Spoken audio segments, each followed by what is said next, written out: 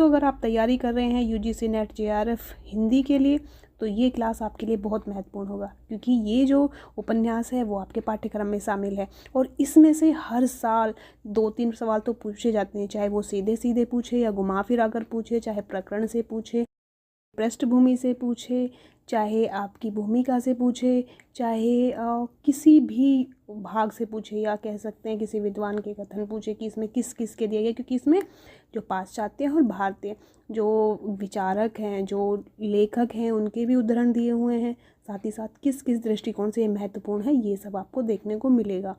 और इस वीडियो को आप अंत तक ज़रूर देखिएगा, क्योंकि यहाँ पर आपको चाहे वो भूमिका हो, चाहे लेखक का परिचय हो, चाहे उपन्यास के पात्र हो, प्रमुख हो, गौण हो, सब हैं, उनकी विशेषता, उनकी व्यवहारिक महत्व और जो प्रमुख उद्धरण है जहाँ से सवाल सीधे सीधे पूछा जाता है और आपको मिलते नहीं कि कहाँ पे उद्धरण होंगे, तो ये सब यहाँ पर आपको मिलेंगे। तो बिना देरी किए हम शुरुआत करते हैं इस क्लास की। परीक्षा गुरु ये लाला श्रीनिवास दास जी का उपन्यास है और सबसे पहले हम देखेंगे भूमिका। जो भूमिका इन्होंने लिखी है वो निवेदन के नाम से लिखी है। अच्छा, ये भी प्रश्न पूछा जा सकता है, कैसे प्रश्न पूछा जाएगा ये भी मैं आपको बताते हुए चलूँगी कि जो परीक्षा गुरु उपन्यास है उसकी भूमिका किस नाम से है। अभी तक हम देखते आ रहे हैं कि उपन्यासों की भूमिका किस किस नाम से लिखी गई है, तो इसकी भूमिका किस नाम से है, निवेदन नाम से है। तो ये याद रखिएगा, यहाँ से ऐसे सीधा प्रश्न पूछा जा सकता है। अब भूमिका को पढ़ते हैं। अच्छा, अब यहाँ आप देखेंगे अब तक नागरी और उर्दू भाषा अनेक तरह की अच्छी पुस्तकें तैयार हो चुकी हैं। अब यहाँ पर आपको लगेगा कि यहाँ पर व्याकरणिक मतलब गलतियाँ हैं, लेकिन ये व्याकरणिक गलतियाँ नहीं हैं। उस समय पर ये इसी प्रकार की इन्होंने भाषा का प्रयोग किया है, इसी कारण ये व्याकरणिक गलती ना होकर ये इन्होंने इसी प्रकार से भूमिका लिखी है। ये पूरा उपन्यास ही वैसा लिखा गया है, ठीक है, तो ये याद रखिएगा। तो अब तक नागरी और उर्दू भाषा अनेक तरह की अच्छी पुस्तकें तैयार हो चुकी हैं, परंतु मेरी जान का मतलब ये नहीं प्रिय नहीं है, मेरी जान मेरी समझ में, जान का मतलब क्या है, समझ, कि मेरी समझ में इस रीति से कोई नहीं लिखी गई, इसलिए अपनी भाषाएं यह नई चाल की पुस्तकें होंगी। परंतु नई चाल होने से ही कोई चीज़ अच्छी नहीं हो सकती, बल्कि साधारण रीति से तो नई चाल में तरह तरह की, अब देखो यहाँ पर मैं बोला गया है, इस मैं को यानी कि स्वयं के लिए प्रयोग किया जाता है, जबकि यहाँ व्याकरणिक दृष्टि से कौन सा आ जाना चाहिए, मैं, ठीक है। तो चाल में तरह तरह की भूलें होने की संभावनाएं रहती हैं। यहाँ पर आप बहुत सारी व्याकरणिक अशुद्धियाँ देखेंगे, लेकिन उस समय पर ये व्याकरणिक अशुद्धियाँ इन्हें नहीं लगी, ठीक है।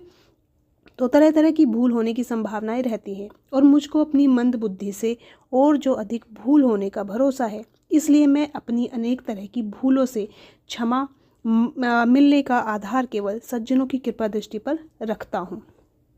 आगे कहते हैं, यह सच है कि नई चाल की चीज़ें देखने को सबका जी ललचाता है, परंतु पुरानी रीति के मन में समाये रहने और नई रीति को मन लगाकर समझने में थोड़ी मेहनत होने से पहल पढ़ने वाले का जो कुछ उलझने लगता है और मन उछट जाता है, इससे उसका हल समझने में आने के लिए मैं अपनी तरफ ले कुछ खुलासा करना चाहता हूँ, ठीक है।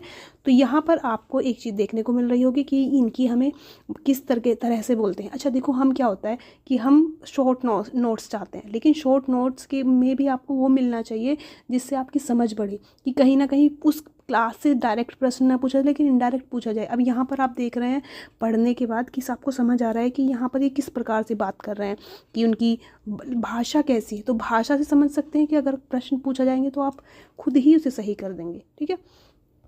पहले तो पढ़ने वाले इस पुस्तक में सौदागर की दुकान, अच्छा ये बता रहे हैं कि मैंने ये उपन्यास किस तरीके से लिखा है, कि मैंने ये जो पहले से परिपाटी चली आ रही है, जो चीज़ें चली रही हैं कहानी वगैरह की, क्योंकि उपन्यास तो ये भी शुरुआती दौर है, तो मैंने इसको अलग तरीके से लिखा है। तो इस अलग तरीके का इन्होंने पता है कि मैंने अलग तरीके से कैसे लिखा है, कि पहले तो पढ़ने वाले इस पुस्तक में सौदागर की दुकान का हाल पढ़ते ही चकरावेंगे, क्योंकि अपनी भाषा में अब तक वार्ता रूपी जो पुस्तकें लिखी गई हैं उनमें अक्सर नायक नायिका वगैरह का हाल ठेठ से सिलसिलेवार यानी कि या यथाक्रम लिख दिया जाता है। जैसे कोई राजा था, बादशाह, सेठ, साहूकार का लड़का था, उसके मन में इस बात से यह रुचि हुई और उसका यह परिणाम निकला, ऐसा सिलसिला इसमें कुछ भी नहीं मालूम होता। यानी कि जो मैंने लिखा है उसमें पहले से कुछ नहीं बताया गया कि कोई राजा है, कोई सेठ है, क्या है। सीधे मैंने कहाँ से शुरुआत की है?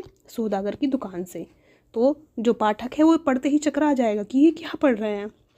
लाला मदन मोहन एक अंग्रेजी सौदागर की दुकान में असबाब देख रहे हैं। यहाँ से ये शुरुआत होती है। असबाब यानी कि सामान देख रहे हैं। लाला बृजकिशोर, मुंशी चुन्नीलाल और मास्टर शंभुदयाल, कितने लोगों का नाम आ गया है? लाला बृजकिशोर, मुंशी चुन्नीलाल, मास्टर शंभुदयाल उनके साथ है। अब इनमें मदन मोहन कौन है, बृजकिशोर कौन है, चुन्नीलाल कौन है और शंभुदयाल कौन है? इनका स्वभाव कैसा है, परस्पर संबंध कैसा है, हर एक की हालत क्या है, यहाँ इस समय किस लिए इकट्ठा हुए हैं, यह बातें पहले से कुछ भी नहीं जताई गई है। यानी कि सीधा यहाँ पर क्या है, सौदागर की दुकान पर दिखाए गए हैं। हाँ, पढ़ने वाले धैर्य से सब पुस्तक पढ़ लेंगे तो अपने आप मौके पर सब भेद खुलता चला जाएगा। यानी कि जब पढ़ेंगे तो आपको सब समझ में आता चला जाएगा और आदि से अंत तक सब मेल मिल जाएगा, मेल मिल जाएगा सॉरी। परंतु जो साहब इतना धैर्य न रखेंगे वह इसका मतलब भी नहीं समझ सकेंगे। जो मैंने ये उपन्यास लिखा है, जो भी ये रचना लिखी है कि समझ नहीं पा रहे थे उपन्यास से क्या है, तो धीरे धीरे सब मेल मिलता चला जाएगा और कहानी धीरे धीरे खुलती चली जाएगी।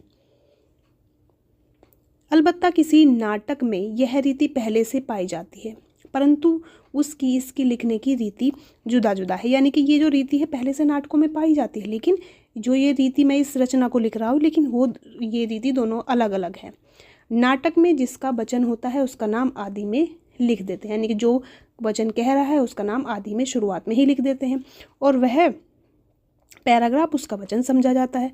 परंतु इसमें ऐसा नहीं होता। इसमें ऐसा है कि यानी कि ध्रुव चिन्ह से शुरुआत होगा, इन्वर्टेड कॉमास के भीतर कहने वाले का वचन लिख दिया जाता है और कहने वाले का नाम वचन के बीच में या अंत में जहाँ पुस्तक रचने वाले को जगह मिलती है वह लिख देता है। यानी कि इसमें जो मैं इन्वर्टेड कॉमास में जो कथन लिखूंगा हाँ, तो इसी में ही जो कहने वाला है उसका भी नाम आ जाएगा। चाहे मैं अंत में लिखूँ चाहे शुरू में लिखूँ, वो मेरी समझ है या फिर इस प्रकार की रचना लिखने वाले की समझ है, वह लिख देता है। अथवा नाम लिखे बिना, और कभी कभी हो सकता है कि नाम ना भी लिखे, अथवा नाम लिखे बिना पढ़ने वाले को कहने वाले का वचन मालूम हो सके तो नहीं भी लिखता कि समझ जाएगा भाई मेरा पाठक। एक आदमी का वचन बहुत करके एक पैराग्राफ में पूरा होता है, परंतु कहीं कहीं किसी के वचन में और विषय आ जाते हैं। जैसे चिन्ह यानी कि इन्वर्टेड कोमा से पहला वचन पूरा किए बिना दूसरा पैराग्राफ आदि से ऐसे यानी कि आदि से ऐसे चिन्ह लगाकर उसी का वचन जारी रखा जाता है। यानी कि शुरुआत हुआ फिर समाप्त हुआ, फिर से शुरू हो गया फिर समाप्त, मतलब ऐसे फिर से जारी रखा जाता है। और वचन के बीच में दूसरे का वचन आ जाता है और उसी बीच में किसी दूसरे का वचन आ जाता है।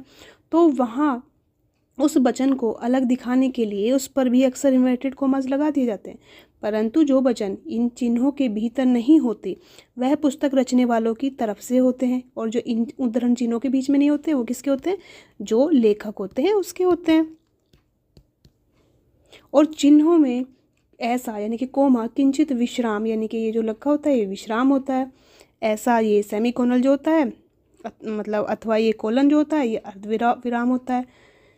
पूर्ण विराम मतलब ये क्या है? पूर्ण विराम फुल स्टॉप को, अच्छा फुल स्टॉप लगता था, देखिए ये जो होता है ये पूर्ण विराम होता है, लेकिन इन्होंने इस फुल स्टॉप को ही पूर्ण विराम बताया। तो यहाँ पर आपको ये नहीं देखने को मिलेगा, यहाँ पर आपको ये देखने को मिलेगा। तो ये मत सोचिएगा कि ये गलत हुए, ठीक है, ये चीज़ याद रखिएगा। पूर्ण विश्राम ऐसा, और जो प्रश्नवाचक चिन्ह ऐसा मतलब दिखाया है, और ये आश्चर्य वाला ये आपका है ही। संबोधन वगैरह जो शब्द जोर देकर बोलने चाहिए उनके आगे ऐसे चिन्ह बात अधूरी छोड़ने के समय लगाए जाते हैं, और ऐसे चिन्ह के भीतर पहले पद का खुलासा अर्थ या चलते प्रसंग में कोई दो तरफी अथवा विशेष बात जतानी होती है वह लिख देते हैं। यानी कि इसके अंदर। ये तो सीधी सी बात है, वैसा ही है। इस पुस्तक में दिल्ली के कल्पित यानी कि फर्जी रईस का चित्र उतारा गया है। उसको जैसे का तैसा यानी कि जैसा स्वभाव हो सकता है दिखने के लिए संस्कृत अथवा फारसी अरबी के कठिन कठिन शब्दों की बनाई हुई भाषा के बदले कैसी है, दिल्ली के रहने वालों की साधारण बोलचाल पर ज़्यादा दृष्टि रखी गई है। अलबत्ता जहाँ कुछ विद्या विषय आ गया है वहाँ विवश होकर कुछ शब्द संस्कृत आदि के लेने पड़े हैं, परंतु जिनको ऐसी बातों के समझने में कुछ झमेल मालूम हो उनकी सुगमता के लिए ऐसे प्रकरणों पर ये चिन्ह भी लगाया गया है प्लस का, जिससे उन प्रकरणों को छोड़कर हर एक मनुष्य सिलसिलेवार वृत्तांत पढ़ सके। तो इन्होंने चिन्हों के बारे में बताया कि कैसे कैसे चिन्ह मैंने लगाए हैं और कहाँ कहाँ पर किन चिन्हों का प्रयोग होता है। ठीक है, इस पुस्तक में संस्कृत, अच्छा यहाँ पर बताया इन्होंने भाषा कैसी है, दिल्ली की साधारण जो बोलचाल है वैसी ही है। इस पुस्तक में संस्कृत, फारसी, अंग्रेजी की कविता का तर्जुमा अपनी भाषा के छंदों में हुआ है। अब यहाँ पर कौन कौन से, संस्कृत, फारसी, अंग्रेजी की कविताओं का जो है तर्जुमा अपनी भाषा के छंदों में हुआ है, परंतु छंदों के नियम और दूसरे देशों का चाल चलन जुदा होने की कठिनाई से पूरा तर्जुमा करने के बदले कहीं कहीं भावार्थ ले लिया गया है। अब इस पुस्तक के गुण दोष पर विशेष विचार करने का काम किस पर, बुद्धिमानों की बुद्धि पर छोड़कर मैं केवल इतनी बात का निवेदन करना किया चाहता हूँ कि कृपा करके कोई महाशय पूरी पुस्तक बाँचे बिना अपना विचार प्रकट करने की जल्दी ना करे कि शुरुआत पढ़ी और देखते ही क्या करती है, इस पर आलोचना करनी शुरुआत कर दे। तो आलोचना तुरंत ना करे, पहले से पूरी पढ़ ले, पूरी बाँच ले, तभी आलोचना करने का कोशिश करे। और जो सज्जन इस विषय में अपना विचार प्रकट करे वह कृपा करके उसकी एक नकल मेरे पास भी भेज दे। कि मैं निवेदन करता हूँ कि अगर कोई इस पर आलोचना करे तो उसकी नकल मेरे पास ही भेज दे, उसकी जो एक कॉपी है मेरे पास भी भेज दे। यदि कोई अखबार वाला उस अंक की कीमत चाहेगा तो वह तत्काल उसके पास भेज दी जाएगी। जो सज्जन तरफदारी यानी कि पक्षपात छोड़कर इस विषय में स्वतंत्रता से अपना विचार प्रकट करेगा मैं उनका बहुत उपकार मानूंगा।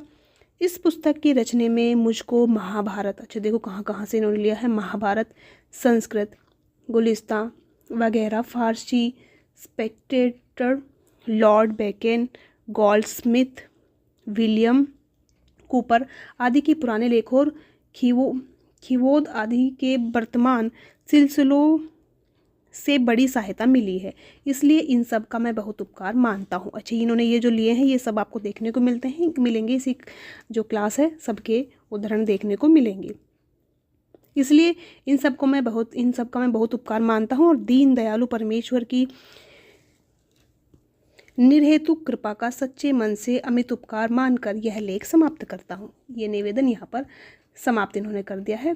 सज्जनों का कृपाभिलाषी श्रीनिवास दास, और कहाँ पर से लिखी थी, दिल्ली से ये लिखी थी।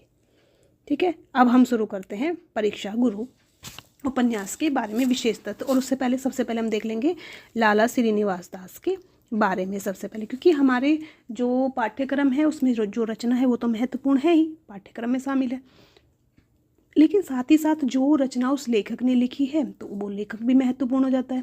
तो प्रश्न ऐसे ही पूछे जाते हैं, तो इनका जीवन परिचय, इनकी रचनाएं, इनके बारे में जो विशेष तथ्य पहले वो देख लेंगे और फिर हम रचना की तरफ बढ़ेंगे। तो सबसे पहले देख लेते हैं इनका जन्म 1850 में हुआ था। कहाँ, मथुरा उत्तर प्रदेश में। निधन 1887 में। एक कहीं कहीं भी क्या भी देखने को मिलता है, 1907 भी देखने को मिलता है। तो दोनों में से अगर कोई आ जाए, वैसे तो निधन के बारे में बहुत कम पूछा जाता है, प्रश्न निधन के नहीं पूछा जाता है, जन्म ही ज़्यादा पूछा जाता है, तो जन्म को याद रख लीजिएगा। निधन के बारे में क्या है, थोड़ा सा डाउटफुल है। साहित्यिक स्थिति, साहित्य में क्या स्थान है इनका, भारतेंदु मंडल के ये प्रसिद्ध नाटककार हैं। क्या है ये, नाटककार है।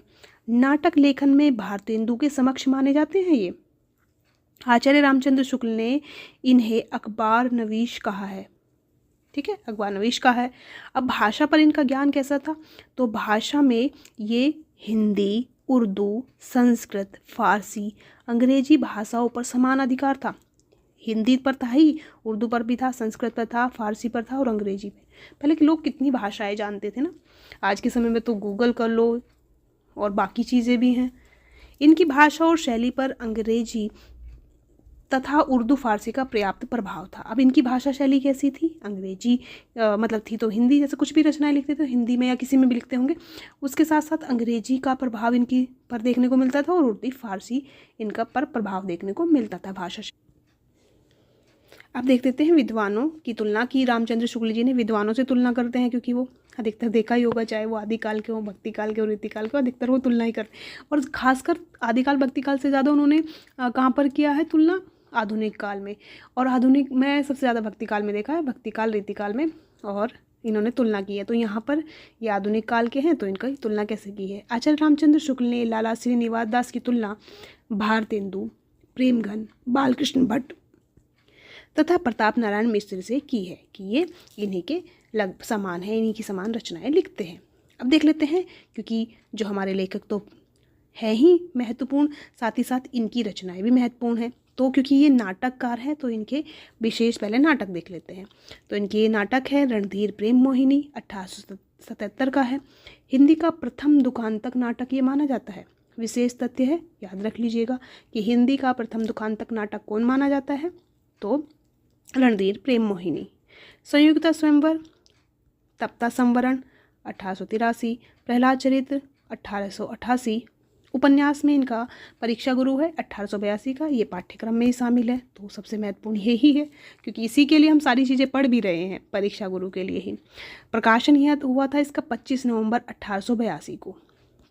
कब? 25 नवंबर 1882 को। वैसे तो पूछा नहीं जाएगा, लेकिन पूछा जा सकता है, यूजीसी नेट कुछ भी कर सकता है, दिनांक भी पूछ सकता है कि किस दिन हुआ था। तो 25 नवंबर 1882 को इसका प्रकाशन हुआ था। हिंदी का प्रथम उपन्यास मानते हैं कौन? आचार्य रामचंद्र शुक्ल। ये हमने पिछले उपन्यास में भी इसका उल्लेख किया था। तो प्रथम उपन्यास किसने स्वीकार किया है? रामचंद्र शुक्ल जी ने, परीक्षा गुरु को। और ये अंग्रेजी ढंग का हिंदी का प्रथम मौलिक उपन्यास है। कैसा? अंग्रेजी ढंग का हिंदी का पहला मौलिक उपन्यास। किस प्रकार का? अंग्रेजी ढंग का। और किसका? हिंदी का पहला मौलिक उपन्यास। तीनों चीज़ याद रखिएगा, ये मत सोचिएगा कि ये सीधा आप बोल दी पहला मौलिक उपन्यास। अब इन्होंने पत्रिका का संपादन किया है। कौन सी पत्रिका का संपादन किया है? सदादर्श पत्रिका का संपादन किया था। कब किया था? 1874 ईस्वी में। अब देख लेते हैं ये जो उपन्यास है हमारा परीक्षा गुरु, इसके भाग। और यहाँ आप देखेंगे कि आप सोचेंगे कि ये तो 41 भागों में विभक्त है, 41 प्रकरणों में विभक्त है, तो यहाँ से प्रश्न पूछा जा सकता है क्या? हाँ, पूछा जा सकता नहीं, पूछा गया है। तो परीक्षा गुरु को जो बांटा गया है वो 41 प्रकरणों में बांटा गया है। प्रत्येक प्रकरण का एक शीर्षक है और उसे किसी उपदेशात्मक वाक्य से शुरू किया गया है। तो कैसे शुरू हुआ है? किसी उपदेशात्मक वाक्य से शुरू किया गया है। तो 41 के 41 प्रकरण देख लेते हैं। तो पहला और अंतिम तो सबसे महत्वपूर्ण होता है, और शुरुआत के आप 10-12 तक भी आप याद कर सकते हैं, 5-5 भी याद कर लेंगे तब भी ठीक है, लेकिन आप कोशिश कीजिएगा कि मेमोरी बनी रहे, बार बार आप देखेंगे क्लास को तो आपको याद रहने लगे। तो देखते हैं प्रकरण। तो पहला प्रकरण है सौदागर की दुकान, दूसरा है अकाल में अधिक मास, तीसरा है संगति का फल, चौथा प्रकरण है मित्र मिलाप, पांचवा है विषयाशक्त, छठा है भले बुरे की पहचान, सातवां है सावधानी होशियारी, आठवां है प्रकरण सब में हाँ, नौवां है सभासद, 10वां है प्रबंध या इंतज़ाम, 11वां है सज्जनता, 12 है सुख दुख, दुख दर्द नहीं सुख दुख, 13वां प्रकरण बिगाड़ का मूल विवाद, 14वां प्रकरण है पत्र व्यवहार, 15 प्रिय अथवा पिय, 16 सूरा या शराब, स्वतंत्रता और स्वेच्छाचार, 17 18 क्षमा, 19 स्वतंत्रता, 20 कृतज्ञता, 21 पतिव्रता, 22 संशय, 23 प्रामाणिकता, 24 हाथ से पैदा करने वाले और पोतड़ों के अमीर, 25वां है साहसी पुरुष, 26 दिवाला, 27 लोक चर्चा अफवाह, 28 फूट का काला मुंह, 29 बातचीत, 30 नैराश्य नाउमीदी जिसको हम कहते हैं चालाक की चूक, 31-32 अदालत, 33 मित्र परीक्षा, 34 हीन प्रभा या जिसे कहते हैं बदरोबी, 35 स्तुति निंदा का भेद, 36 धोखे की टट्टी, 37 विपत्ति में धैर्य, 38 सच्ची प्रीति और 39 प्रेत भय, 40 सुधारने की रीति और 41 है सुख की परमावधि। ये 31 जो प्रकरण हैं, सबसे पहले तो ये याद रखिएगा कितने प्रकरण हैं, तो कितने हैं 41, ठीक है। और 41 में से भी आपको जो शुरुआत के हैं वो याद रख लीजिएगा, अंत के कुछ याद रख लीजिएगा, और 2-3 बार आप देखेंगे तो आपको आइडिया हो जाएगा कि हाँ ये प्रकरण है। तो क्रम से पूछा जाएगा तो शुरुआत के और अंत के लगभग आपको काम देंगे और बाकी वो काम देंगे। अब हम अगले जो भाग है उस पर पढ़ते हैं, पात्र परिचय। पात्र परिचय आपने बहुत देखा होगा परीक्षा में, पात्र परिचय से प्रश्न हर बार 2 या 3 तो पूछे ही जाते हैं, और उसमें भी कौन से गौण पात्र पूछने लगे। तो यहाँ से तो भाई सीधा सीधा प्रश्न पूछा जाता है, तो हम इस वाले भाग को तो बिल्कुल नहीं छोड़ सकते हैं। अब यहाँ पर कभी कभी उनकी विशेषताएं पूछी जाती हैं, उनका जो है कथा में क्या स्थान है, या उपन्यास में या नाटक में या कहानी में क्या स्थान है, क्या चीज़ें करते हैं, तो वो सब चीज़। तो पहले देख लेते हैं पात्र परिचय। तो पुरुष पात्रों में सबसे पहले है लाला मदन मोहन, क्योंकि हमारे जो लेखक है उसने तो परिचय दिया नहीं था शुरुआत में, तो पूरा उपन्यास पढ़ने के बाद ही आपको पता चल पाएगा कि कौन कौन है। तो सबसे पहला पात्र है लाला मदन मोहन, और ये मुख्य पात्र है, और ये नायक भी कहा जा सकता है इस कथा का। ये कहाँ से है, ये दिल्ली का है, दिल्ली का एक रईस व्यक्ति है। उपन्यास का मुख्य पात्र यही है। अगर इसकी अवस्था पूछी जाए, अवस्था भी पूछी जाती है पात्रों की, तो कितनी है 25 से 35 वर्ष के लगभग इसकी अवस्था है। पारिवारिक पृष्ठभूमि जो है, पिता द्वारा जमीन जायदाद एवं अत्यधिक धन विरासत में प्राप्त इसको है, बहुत संपत्ति मिली है। स्वभाव इसका सरस है, भोला है, भावुक है, डरपोक है, सबसे ज़्यादा क्या है, स्वयं प्रशंसा प्रिय है, कि इसको अपनी प्रशंसा सुनना बड़ा अच्छा लगता है। और है इसकी विशेषताएं, दुनिया की रीति नीति से अनजान है, मतलब भोला भाला सा है, मतलब ऐसा है कि बहुत ज़्यादा दिमाग नहीं चलाता है, कि जैसे तुमने बोल दिया वैसे ठीक है। और पैसा है तो शर्म भी आती है कि मतलब मैं वो चीज़ें ना करूँ, और इसके बहुत सारे मित्र होते हैं जो इसको ही नुकसान पहुँचाते हैं, तो उसी के लिए ये उपन्यास लिखा गया है। जल्दी शर्माता है, घबराता है तथा भौं चढ़ाता है, चाटुकारों की संगति में सब कुछ गंवा बैठता है। अंत में ये नाच रंग की धुन लगी है इसे, वैश्याओं के झूठे मूठे हाव भाव देखकर लोटपोट हो जाता है। पश्चिमी आधुनिकता के प्रवाह में पड़कर लगातार अपव्यय करता है, आदमी की परख इसको नहीं है बिल्कुल भी। अंत में ये जेल भी जाता है, जहाँ इसका जो सच्चा मित्र है कौन, ब्रजकिशोर, उसे बचाकर लाता है और इसकी गलतियों का एहसास कराता है। इसे अपनी गलतियों का एहसास हो जाता है अंत में, यानी कि सुधारात्मक है। दूसरा पात्र है जो ब्रजकिशोर, ये है सच्चा मित्र है, उद्धारक है इसका। मदन मोहन का सच्चा मित्र है, हितैषी है, इसका हित चाहता है। पेशा क्या है, ये पेशे से वकील है। ये ईमानदार है, स्वाभिमानी व्यक्ति है, ज्ञानी उपदेश की प्रवृत्ति वाला ये व्यक्ति है। बेपरवाह है, स्वतंत्रता पूर्वक बात करता है, तार्किक क्षमता इसमें है, वकील होने के कारण हो सकती है लेकिन है। मदन मोहन के पिता ने अध्ययन हेतु बहुत मदद की थी, इसलिए कृतज्ञ भी है इनके प्रति, मदन मोहन के प्रति। हमेशा सही सलाह ही देता है ये, ऐसा नहीं है कि दबने के बाद में उचित अनुचित ही भूल जाए। मदन मोहन को कई बार समझाते हैं, सत्य से अवगत भी कराते हैं। निकाले जाने पर भी अंत में ये मित्र को जेल से बचा लेता है, इनको भगा देते हैं मदन मोहन, तो ये फिर भी आ जाता है बचाने के लिए। योजनाबद्ध तरीके से मदन मोहन को सबक सिखा देते हैं ये, और मित्र धर्म का अक्षरशः पालन करते हैं, मित्र धर्म का ये पालन करते हैं। अगला जो पात्र है वो है मुंशी चुन्नीलाल, और ये चापलूस मित्र हैं, और ये पूर्व नौकरी जो इसकी थी लाला ब्रजकिशोर के यहाँ 10 रुपये महीने का ये नौकर था। अत्यधिक चालाक है, अवसरवादी व्यक्ति है, जुबानी जमा खर्च करने और कागज़ के घोड़े दौड़ाने में माहिर है। मदन मोहन को अनावश्यक वस्तु खरीदने के लिए उकसाता रहता है, यही इसको बर्बाद करता है। दुकानदार से बीच सौदे में अपनी कमीशन प्राप्त करता है। हमेशा हर अनुचित कार्य पर प्रोत्साहन देता है, और यही सारी चीज़ों की जड़ यही है। मास्टर शंभुदयाल ये झूठा है, और ये कार्य क्या है इसका, मदन मोहन को अंग्रेजी पढ़ाने के लिए नौकर मतलब है, अंग्रेजी सिखाने के लिए आता है मास्टर शंभुदयाल। तो कौन है शंभुदयाल, मदन मोहन को अंग्रेजी पढ़ाने के लिए आता है। स्वार्थी है, अवसरवादी है एक, ठीक है। बाद में हाँ मिलाने वाले सभासद में शामिल ये रहता है। मदन मोहन का रसिक बनाने में अपना महत्वपूर्ण योगदान देते हैं। सारे मिलकर ये एकदम से गिरोह बना लेते हैं, और मदन मोहन को एकदम पूरी सब तरफ से घेर लेते हैं। स्वयं भी फूल के कीड़ों की तरह चयन करने लगता है। हरकिशोर ये भी शत्रु षड्यंत्रकारी है, मदन मोहन के यहाँ सामान लाने वाला है, मजदूरी इत्यादि करता है, और स्वाभिमानी है किंतु शत्रु प्रवृत्ति वाला है। स्वाभिमानी तो ये है लेकिन शत्रु प्रवृत्ति वाला है, और ये मदन मोहन के पतन का सूत्रधार बनता है। मदन मोहन से बैर हो जाने के कारण सभी व्यापारियों को भड़काकर मुकदमा करवाता है। ये अपने अपमान का बदला लेने के लिए मदन मोहन को गिरफ्तार तक भी करवा देता है। पंडित पुरुषोत्तम दास जो है ये चाटुकार है, ये और पात्र है पुरुष पात्रों में। ये बचपन से मदन मोहन के पास आते जाते रहते हैं, इच्छानुसार लाभ प्राप्त करने वाले ये हैं, और ये मदन मोहन को प्रसन्न रखने के लिए अपनी जो इनको चिड़ के नाम से इनको करेले की इन्होंने करेला मतलब अपने करेला कहलवा लेते हैं इन्होंने अपना मतलब मदन मोहन को खुश करने के लिए अपना नाम करेले रख लिया है, मतलब रख लिया गया। बोलते हैं तो सुन लेता है। अकल थोड़ी मोटी थी इसलिए सभासदों ने उसे खिलौना बना रखा था। एक और पात्र है बाबू बैजूनाथ, ये झूठा मित्र है और ये ईस्ट इंडिया रेलवे कंपनी में नौकर है। अंग्रेजी का जानकार है ये, स्वार्थी और अवसरवादी, अधिकतर स्वार्थी और अवसरवादी दिख रहे होंगे आपको। विद्या पर भी उसके अनुसार व्यवहार न था। विद्या थी इसके पास, मतलब ये शिक्षित था लेकिन व्यवहार उसका वैसा नहीं था।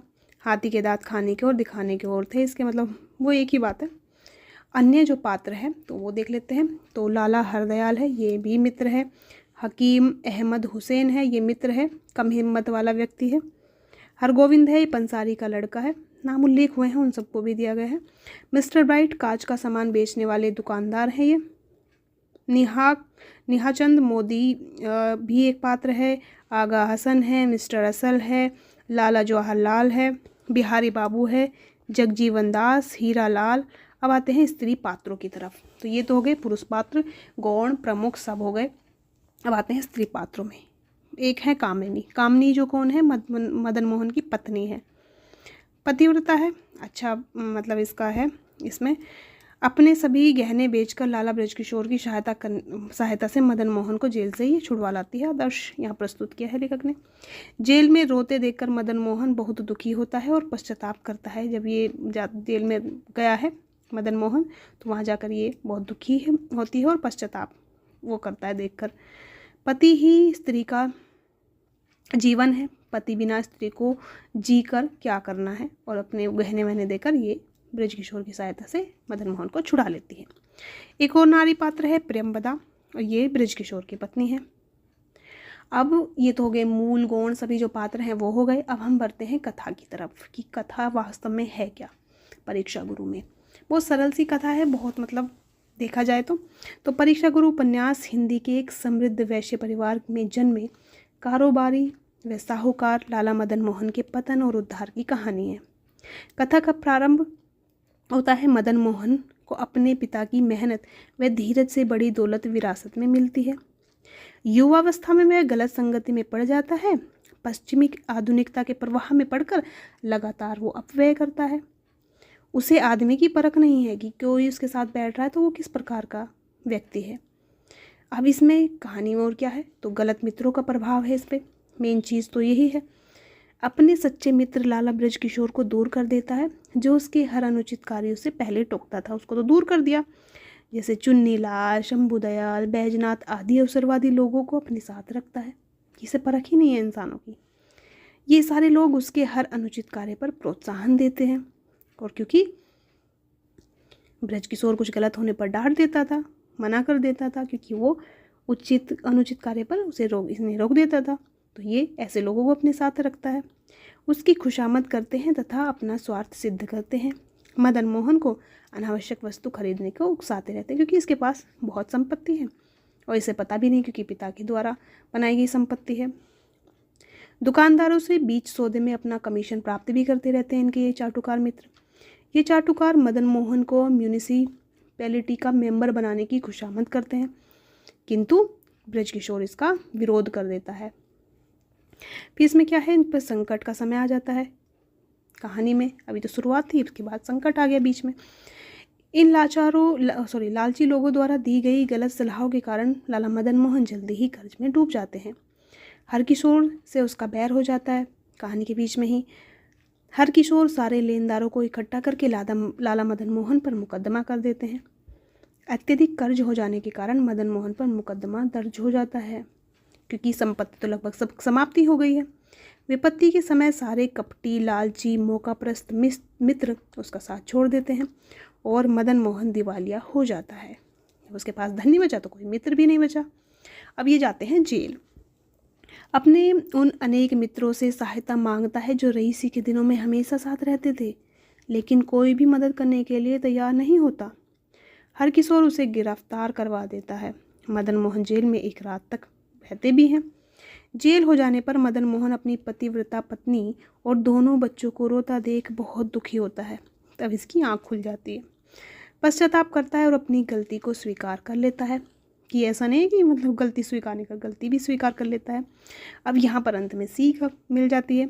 मदन मोहन का शुभचिंतक हितैषी लाला बृजकिशोर योजनाबद्ध तरीके से उसे सबक भी सिखा देता है। जब ये टोकते रहते थे बीच बीच में तो नहीं मानते थे मदन मोहन, और फिर जब बृजकिशोर ने बोला कि इसे ठीक है रहने दो ऐसे ही, तो वो इन्हें सीख सिखा देता है और फिर बाद में इन्हें छुड़ा भी लेते हैं। मदन मोहन की पत्नी कामिनी अपने सभी गहने बेचकर लाला बृजकिशोर की सहायता से मदन मोहन को जेल से छुड़वाती है। बृजकिशोर खोई हुई संपत्ति वापस इसको दिलवाते भी हैं, क्योंकि वकील है। अपनी पत्नी का त्याग और कुमित्रों का कठिन समय में मुंह फेर लेना देखकर मदन मोहन सीखता है कि सच्चा मित्र वह है जो विपत्ति में काम आए, और इसीलिए परीक्षा गुरु है ये। यही परीक्षा उसकी गुरु बन जाती है। यही जो परीक्षा इसकी होती है कि सच्चे मित्र आपको हमेशा साथ देते हैं, आपको जो गलत काम है उसके लिए टोकते हैं और जो अच्छे काम है उसके लिए प्रोत्साहन देते हैं, ना कि बुरे कामों के लिए प्रोत्साहन दे और अच्छे कामों के लिए बिल्कुल आपका साथ ना दे और साथ ही साथ आपको कष्ट के समय पर छोड़ जाए। तो यही जो परीक्षा उनकी होती है वही परीक्षा गुरु बन जाती है, इसीलिए उस उपन्यास का नाम परीक्षा गुरु है। अंत में लाला मदन मोहन को अपनी गलतियों का एहसास होता है। वह चापलूस करने वाले मित्रों तथा दुर्व्यसनों से तौबा कर लेता है, दूर हट जाते हैं। और अब अंत में आते हैं इसके मूल संदेश पर। जो बात 100 बार समझाने से समझ नहीं आती वह एक बार की परीक्षा से भली भांति मन में बैठ जाती है, और इस वास्ते लोग परीक्षा को गुरु मानते हैं। यही बात यहाँ पर दिखाई गई है। अब ये तो हो गई कहानी, जो इसका मूल कथा है, इसके पात्र हो गए, भूमिका हो गई, लेखक का परिचय हो गया। अब देख लेते हैं इसके महत्वपूर्ण कथन और उद्धरण। यहाँ से बहुत प्रश्न पूछा जाता है, तो सबसे पहले देख लेते हैं लाला मदन मोहन के कथन। नायक ही समझ लीजिए इसको, इस उपन्यास का प्रमुख पात्र भी समझ सकते हैं। तो इनका कथन है, प्रीति के बराबर संसार में कौन सा पदार्थ है।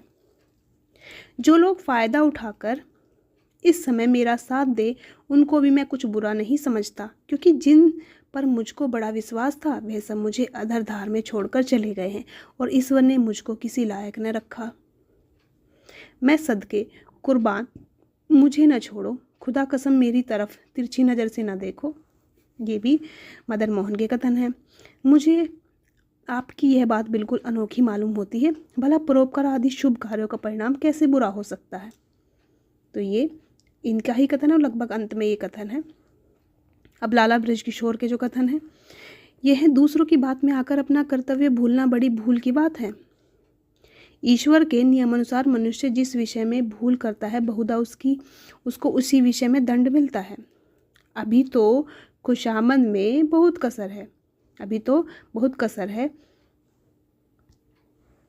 साइराक्यूस के सभासद डायोनिस्क का थूक चाट जाते थे और अमृत से अधिक मीठा बताते थे।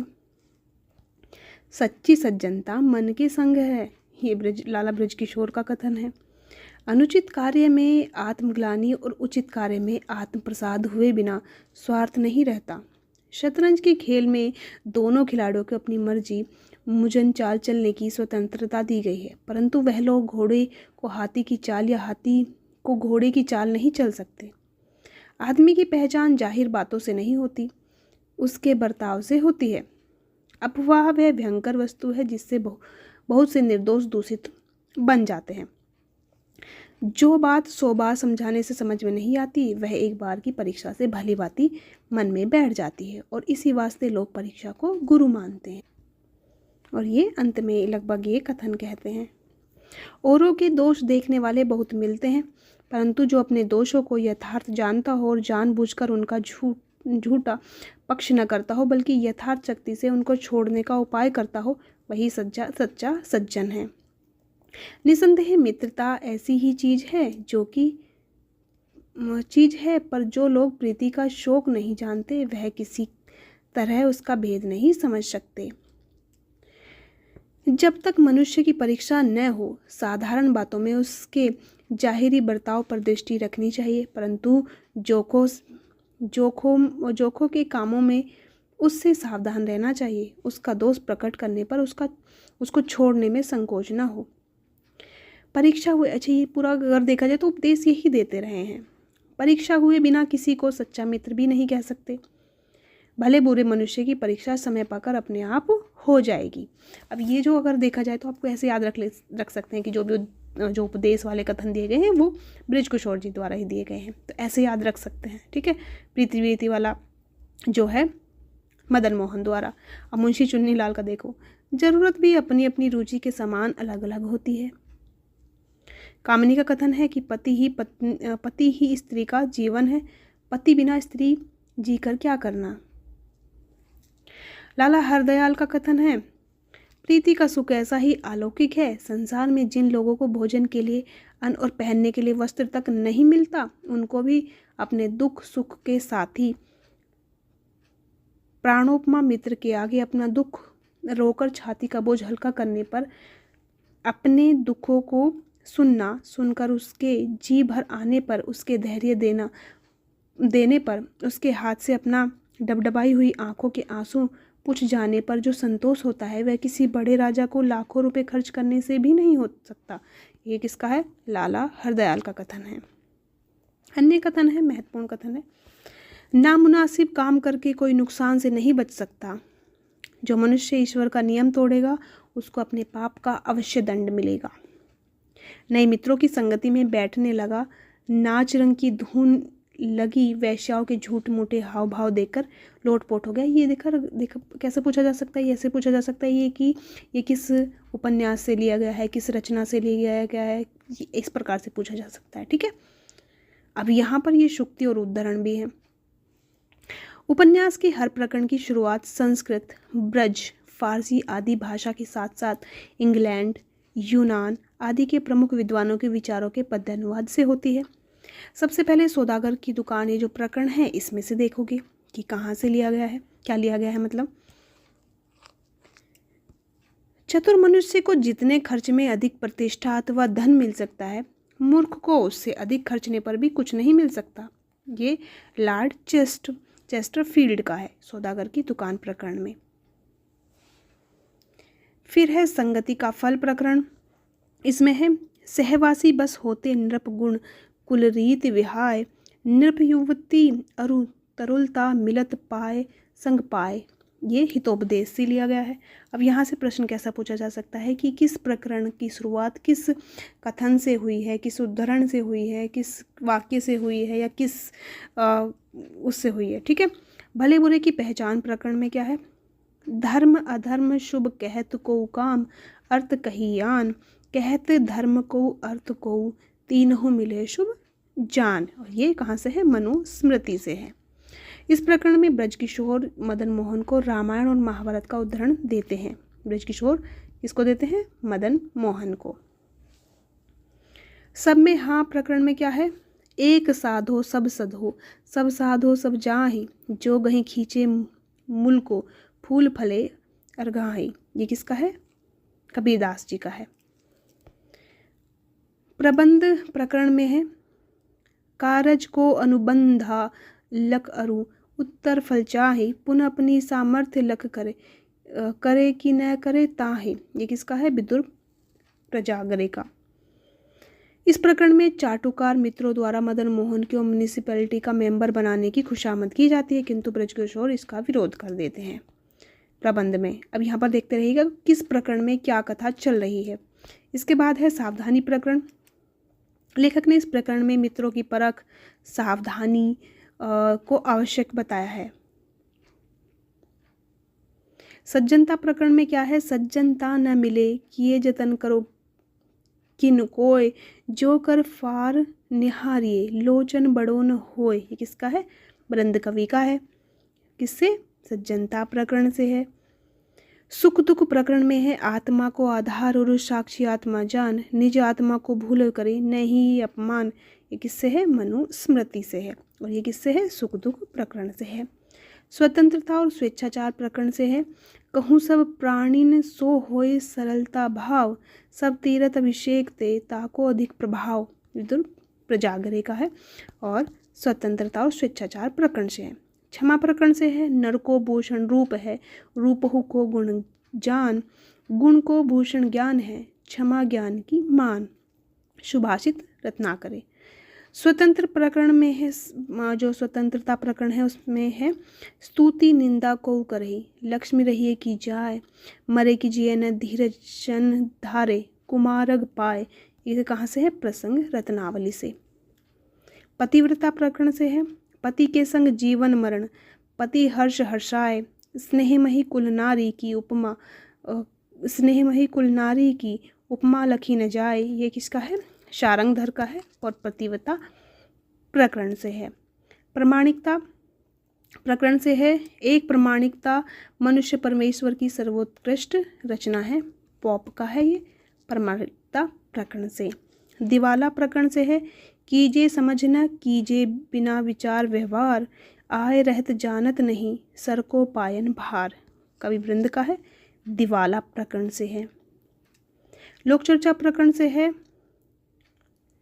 निंदा चुगली झूठ अरु पर दुखदायक बात, जे न करही तिन पर द्रवही सर्वेश बर बहुतात। और ये कहाँ से है, विष्णु पुराण से लिया गया है, लोक चर्चा प्रकरण में है।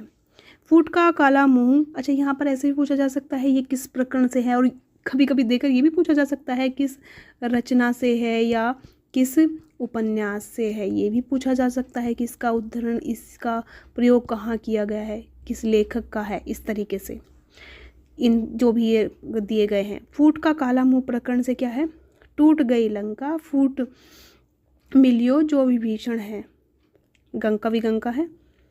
निराश्य या नाउमीदी प्रकरण से है, धनहीन मनुष्य तजे गणिका, नृप को सब सेवक राज हुए, बिन स्वार्थ कौन सखा जग में, सब कारज के हित मीत भये। किससे है, भर्तृहरि का है। निराश्य से, निराश्य प्रकरण से। चालाकी चूक प्रकरण में है, सुख दिखाए दुख दीजे, खलसो लरिए काहि, जो गुरु दिए ही मरे क्यों, बिस दीजे ताही। वृंद का है। मित्र परीक्षा प्रकरण से है, धन न भयउ मित्र की, सज्जनता करत सहाय, मित्र भाव जांचे बिना कैसे जाने जाए। विदुर प्रजागरे का ही है, मित्र परीक्षा प्रकरण से। अब यहाँ पर आप देख रहे होंगे किस किस के जो हैं उक्तियाँ और कथन लिए गए हैं। धोखे की टट्टी प्रकरण में है, विपत बराबर सुख नहीं, जो थोड़े दिन होए, दृष्ट मित्र बंधु जिते, जान परे सब कोय। लोकोक्ति से है और धोखे की टट्टी में है। सच्ची प्रीति प्रकरण में है, धीरज धर्म मित्र अरुनारी, आपतकाल परखिए चारी। तुलसीदास जी का भी लिया गया है, किससे, सच्ची प्रीति प्रकरण से। सुधारने की रीति प्रकरण में है, कठिन कालहु आय है, करत करत अभ्यास, नट जो चालो व्रत पर, साधो बरस क्षमास। कवि वृंद का है। सुधारने की रीति प्रकरण से। सुख की परमावधि प्रकरण से है, जब लग मन के बीच कछु, स्वार्थ को रस होए, सुध सुधा कैसे पिए, परे बोझी में तोए। ये किससे है, सभा विलास से है। सुख की परमावधि प्रकरण से है। अन्य महत्वपूर्ण सूक्तियाँ हैं, बालायत की सब उन्नति का मूल, लॉर्ड बेकन की यह नीति है कि केवल विचार ही विचार में मकड़ी के जाल न बनाओ, आप परीक्षा करके हर एक पदार्थ का स्वभाव जानो। मिस्टर ब्राइट का ये कथन है कि बलायत ही की सब उन्नति का मूल लॉर्ड बेकन की यह नीति है कि केवल विचार ही विचार में मकड़ी के जाल न बनाओ, आप परीक्षा करके हर एक पदार्थ का स्वभाव जानो, यानी कि खुद के अनुभव से ही ज्ञान लो। अब यहाँ पर परीक्षा गुरु जो है उस पर विद्वानों के क्या विचार है, क्या है, तो उस वही दिए गए हैं यहाँ पर, क्योंकि यहाँ से भी प्रश्न सीधे सीधे पूछा जाता है। तो परीक्षा गुरु पर विद्वानों के कथन। सबसे पहले आचार्य रामचंद्र शुक्ल जी का, और इन्होंने इसको परीक्षा गुरु को अंग्रेजी ढंग का पहला मौलिक उपन्यास माना है। और साथ ही साथ इन्होंने लाला श्रीनिवास दास व्यवहार में दक्ष और संसार का ऊंचा नीचा समझने वाले पुरुष थे, अतः उनकी भाषा संयत, साफ सुथरी तथा रचना बहुत कुछ सोद्देश्य होती है, सोद्देश्य रचना होती है। परीक्षा गुरु को अंग्रेजी ढंग का हिंदी का पहला उपन्यास इन्होंने माना है, और ये सारे के कथन किसके हैं? आचार्य रामचंद्र शुक्ल जी के। पद्मलाल पुन्नालाल बख्शी का कथन है, परीक्षा गुरु को हम हिंदी उपन्यास के विकास पथ पर मील का पत्थर कह सकते हैं। ये किसका है? पद्मलाल पुन्नालाल बख्शी का। प्रताप नारायण टंडन का है, यह उपन्यास शिक्षाप्रद रचना है जो भाषा आदि की प्रौढ़ता और स्पष्टता की दृष्टि से महत्व रखता है। और भी है, और कहा है ना आगे कि नैतिक आदर्श और राष्ट्र प्रेम की जो भावना आगे चलकर उत्तर भारतेंदु काल के उपन्यासों में मिलती है, उसका सूत्रपात इस युग में किया जा चुका था, और इस दृष्टिकोण से उपन्यास की अनेक प्रवृत्तियों का श्रेय इसी युग की रचनाओं को है। ये किसका है? प्रताप नारायण टंडन के। अब डॉक्टर बच्चन सिंह के जो कथन है वो देख लेते हैं। इन्होंने कहा है कि इस उपन्यास की सबसे बड़ी विशेषता यह है कि इसमें नवजागरण की प्रतिध्वनि सुनाई पड़ती है। अपनी भाषा की उन्नति के साथ इसमें नए ढंग की खेती और कल कारखानों की उन्नति पर बल दिया गया है। अंग्रेजों की नकल को निषेध ठहराया गया है। देशी भाषा में शिक्षा देने पर जोर दिया गया है। अखबारों की कदर न करने की निंदा की गई है। पुरानी पीढ़ियों की कर्मठता को अनुकरणीय बताया गया है। इसी तरह उस युग को समग्रता में समेटने का जो प्रयास लाला जी ने किया है वह प्रशंसनीय है। ये बच्चन जी का कथन है। अगला कथन है डॉक्टर शिव नारायण श्रीवास्तव का। इन्होंने क्या कहा है? श्रद्धाराम फुल्लेरी कृत भाग्यवती 1877 को हिंदी का पहला उपन्यास माना है। और क्यों है ये कथन महत्वपूर्ण? क्योंकि इन्होंने इसको प्रथम उपन्यास नहीं माना, इसलिए। ठीक है, अब लेखक के स्वयं के कथन हैं। अब ये कुछ तो होंगे भूमिका से, अब आप इसी के साथ साथ बता दीजिएगा इन्होंने भूमिका को किस नाम से दिया, और इसी आपने क्लास में भी मैंने आपको बताया था, तो बताइएगा इन्होंने इसकी भूमिका किस नाम से लिखी गई है, परीक्षा गुरु की भूमिका किस नाम से लिखी है। उपन्यास की नवीनता के लिए इन्होंने लिखा है कि अब तक नागरी और उर्दू भाषा में अनेक तरह की रचनाएं अच्छी अच्छी पुस्तकें तैयार हो चुकी है, परंतु मेरे जान इस रीति में कोई नहीं लिखी गई है, इसलिए अपनी भाषा में यह नई चाल की पुस्तक होगी। ये इन्होंने भूमिका में लिखी है, और किस नाम से इन्होंने भूमिका लिखी है ये आपको बताना है कमेंट करके। प्रेरणा स्रोत क्या रहे हैं इस पुस्तक के रचने में? मुझको महाभारत आदि, संस्कृत, गुलिस्ता वगैरह, फारसी स्पेक्ट्रम, लॉर्ड बेकन, स्त्री बोध आदि के वर्तमान रिसालों से बड़ी सहायता मिली है। और इन्होंने कहा है कि यह रचना अनुभव द्वारा उपदेश मिलने की एक संसारी वार्ता है। इसमें नाटकीय सगोई पद्धति का इन्होंने प्रयोग किया है। उसके लिए है कि इसमें नाटकीय वर्णन कौशल का अनुसरण करके सिलसिलेवार कथा कथन की भारतीय परिपाटी का परित्याग किया गया है। भाषा इसकी संस्कृत अथवा फारसी अरबी के कठिन कठिन शब्दों की बनाई हुई भाषा के बदले कैसी है? दिल्ली के रहने वालों की साधारण बोलचाल की भाषा पर ज़्यादा दृष्टि रखी गई है। ये भी किसका है? लेखक का ही, निवासदास जी का ही कथन है। इस पुस्तक में संस्कृत, फारसी, अंग्रेजी की कविता का तजुर्मा अपनी भाषा के छंदों में हुआ है। ये भी महत्वपूर्ण है। कथा का स्वरूप क्या है इन्होंने बताया है। इस पुस्तक में दिल्ली के कल्पित रईस का चित्रण किया गया है, मैंने बताया था इन्होंने भूमिका में, तो वहीं से ये सब कथन दिए हैं। और ऐसे ही जो कथन बनते हैं किसी रचना से निकलकर या फिर भूमिका से निकलकर। अब इस उपन्यास की विशेषता क्या है? ये उपन्यास जो है उपदेश प्रधान है।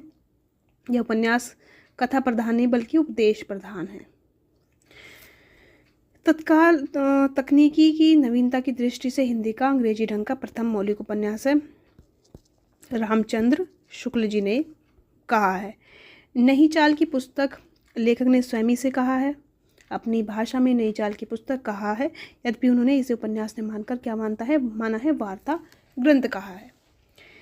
और इनका जो मूल कथ्य क्या है, किस लिए कहानी लिखी गई है? जो बात 100 बार समझाने में समझ नहीं आती वह एक बार की परीक्षा करने से भली भांति मन में बैठ जाती है, इसी कारण परीक्षा को गुरु कहा गया है। भाषा और शैली देख लेते हैं। तो सबसे पहले देख लेते हैं, ये दिल्ली के आसपास की बोलचाल की भाषा में लिखा गया है। गद्य की भाषा खड़ी बोली है। पद्यों की भाषा ब्रज है, उस युग के प्रभाव का ये कारण है। हिंदी के विकास का प्रारंभिक रूप है। स्थानीयता का प्राबल्य है, क्योंकि दिल्ली के आसपास की है, वहाँ का ही इसमें स्थानीयता देखने को मिलती है। और इसमें उर्दू शब्दों का आधिक्य है अंग्रेजी शब्दों के साथ। ब्यालू, भोटो, साधन, ओलंभा जैसे देशज शब्द, ये सब क्या है, देशज शब्द हैं। स्वरलोप दिखाई पड़ता है, जैसे सकता, उसको, जानते, मिलता, ये सब क्या है, स्वरलोप देखने को मिलता है। और यहाँ पर अगर देखा जाए तो दिल्ली के आसपास में ये स्वरलोप देखने को मिलता है, ये स्वाभाविक है।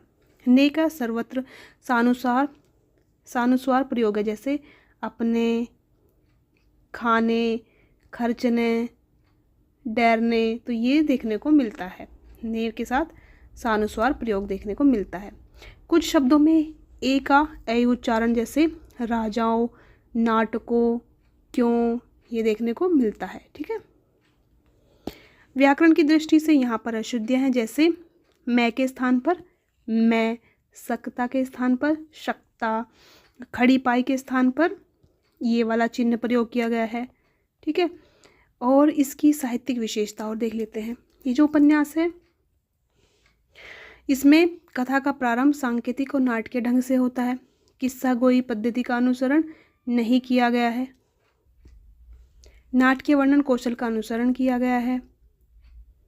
यथार्थवादी दृष्टिकोण, हिंदी उपन्यास की जीवनहीन एवं रस चमकता बहुत कथा परंपरा को तोड़कर यथार्थवादी वस्तु को ग्रहण किया गया है। तत्कालीन मध्यवर्गीय जीवन का चित्रण मिलता है, जो पश्चिमी आधुनिकता से विशेष प्रभावित थे। अन्य महत्वपूर्ण तथ्य है कि इस नवीनता के बावजूद भी उपन्यास का कथानक अव्यवस्थित है।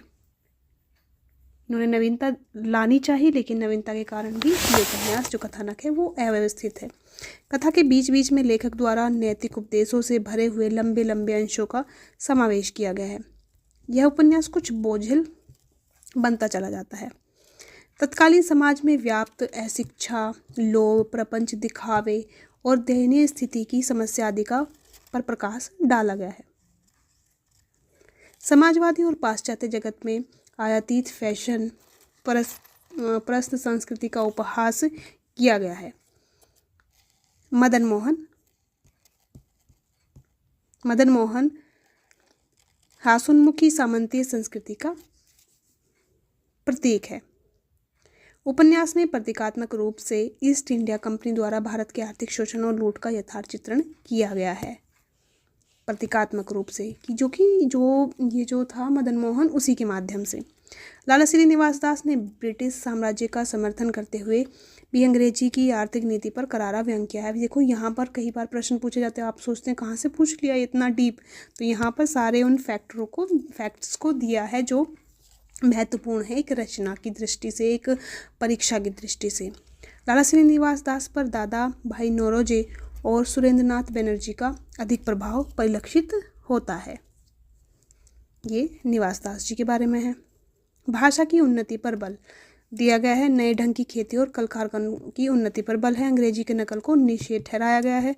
देसी भाषा में शिक्षा देने पर जोर दिया गया है। अखबारों की कदर न करने की निंदा की गई है। अगर आप अखबारों की निंदा मतलब कदर नहीं करते हैं तो उनकी निंदा की गई है। पुरानी पीढ़ी की कर्मठता को अनुकरणीय बताया गया है।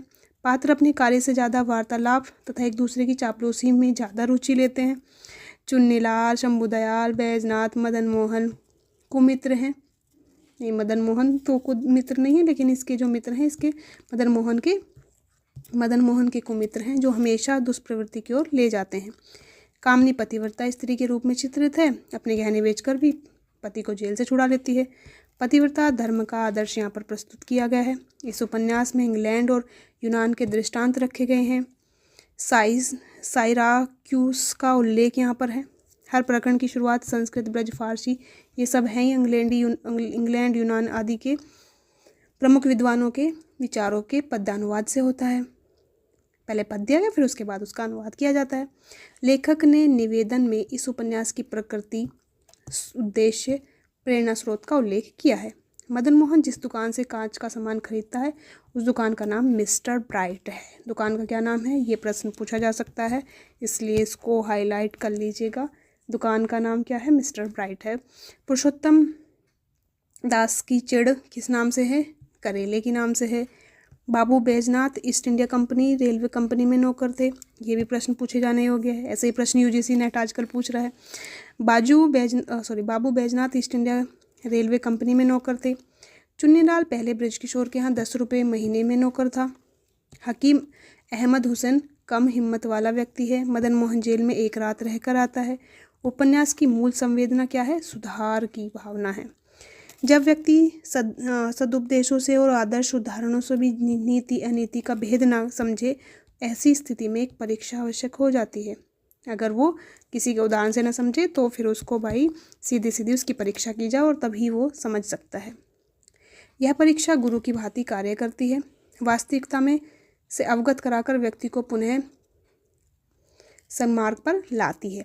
मित्र अमित्र एवं नीति अनीति का भेद समझा देती है उसको। लेखक के अनुसार सामाजिक सुधार की ही साहित्य का प्रमुख प्रयोजन है।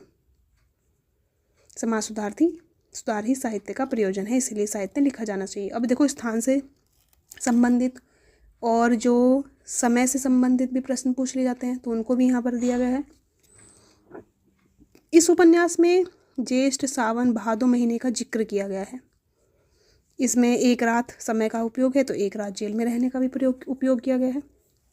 स्थान दिल्ली, और दिल्ली का एक कल्पित जो है रईस, उसका चित्रण है मदन मोहन। और विशेष संदर्भ अगर देखा जाए तो विदेशी संदर्भ में कौन, विदेशी विद्वान कौन कौन है, लॉर्ड बेकन है, पॉप है, लॉर्ड बायरन है, गोल्डस्मिथ है, विलियम कूपर है, शेक्सपियर है, लॉर्ड चेस्टरफील्ड है।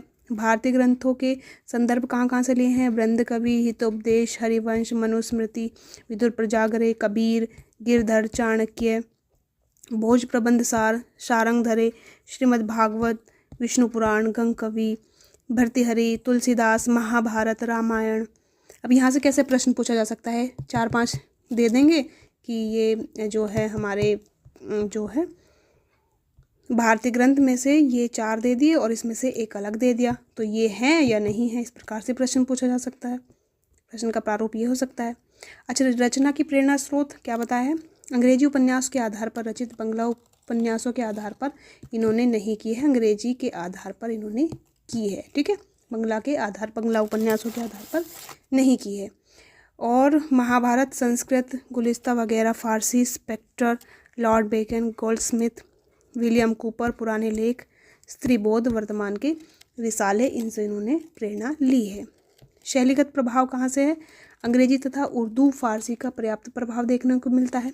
नाटकीय वर्णन कौशल इसमें है, नाटकीयता दिखाई गई है पूरे उपन्यास में, पूरा नाटक ही की तरह ही चलता है। शीर्षक की सार्थकता भी देख लेते हैं। जो बात 100 बात में समझाने में नहीं आती, वह एक बार की परीक्षा से भली भांति मन में बैठ जाती है। इसी वास्ते लोग क्या बोलते हैं, परीक्षा को गुरु मानते हैं। एक तरीके से आपका रिवीजन हो जाएगा। लाला बृजकिशोर की इस सोच से उपन्यास का शीर्षक सार्थक हो जाता है। मदन मोहन को कई बार समझाने पर भी वह नहीं समझ आती, लेकिन जेल की परीक्षा से उसे सब समझ आ दिया जाता है। विपत्ति में सच्चे और झूठे मित्र की पहचान हुई, पत्नी के त्याग पर मूल्य समझ में आया, यही परीक्षा उसकी सबसे बड़ी गुरु बन गई है।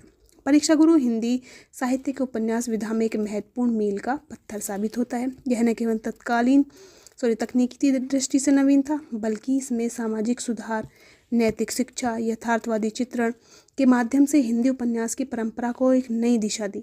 लाला श्रीनिवास दास ने इस उपन्यास के माध्यम से तत्कालीन समाज की विसंगतियाँ, पाश्चात्य अंधानुकरण की समस्या और सच्ची मित्रता के महत्व को रेखांकित किया। और इसी के साथ साथ हमारा उपन्यास यहीं पर होता है समाप्त। इसकी पूरी व्याख्या आपने देख ली है और मुझे नहीं लगता इससे बाहर आपका कोई प्रश्न जाएगा, यहीं से ही आपका प्रश्न आएगा। स्थान भी दे दिया, समय भी दे दिया कि किस किस विद्वान का जो कथन है वो है, किसके पद्यानुवाद किए गए हैं, सब दे दिए हैं। जितनी भी जो महत्वपूर्ण मुझे लगी थी, सब जो पद्य और जो उक्तियाँ वो भी दे दी हैं।